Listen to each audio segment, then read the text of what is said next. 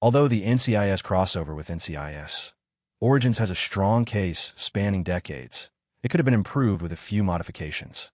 Since most of its earlier spin-offs, like NCIS Los Angeles and NCIS NOLA, were introduced using the storytelling technique, the NCIS franchise is not new to staging crossovers. However, crossovers are now uncommon due to the cancellation of its conventional offshoots, particularly since the principles of its current kickoffs make it challenging to develop a story that might be addressed by several series in the universe. Despite the fact that NCIS Season 23 and NCIS Origin Season 2 are set at distinct points in time, CBS manages to produce a crossover. The case began as one of the first and most contentious cases Gibbs handled with Frank's team. A break in it 30 years later leads MCRT to revisit it and ultimately solve the riddle. All NCIS fans will like the 2-hour TV special, especially as it provides an update on Harmon's Gibbs' situation in Alaska. When it comes to the case alone, funny how time slips away and now and then have some of the most inventive narrative and imagery the franchise has seen in a long time.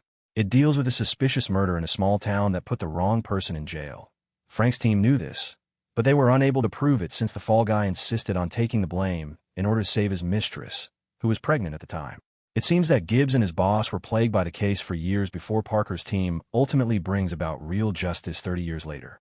It's wonderful to see Harmon's Gibbs, but there are many more NCIS Easter eggs scattered throughout the crossover. Given how underappreciated Diany Rodriguez's portrayal of Vera is in NCIS Origins, bringing back Roma Maffia is an especially creative decision.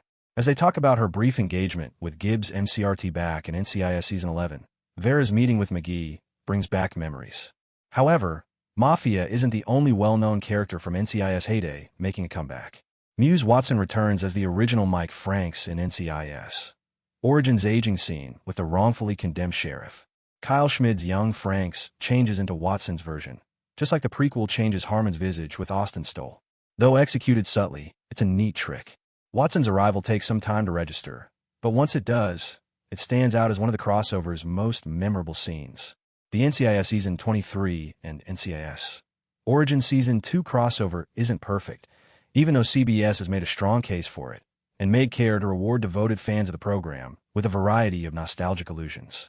First of all, the story's conclusion in Now and Then becomes a little confused in terms of logistics, because the flagship and the prequel are situated on different coasts.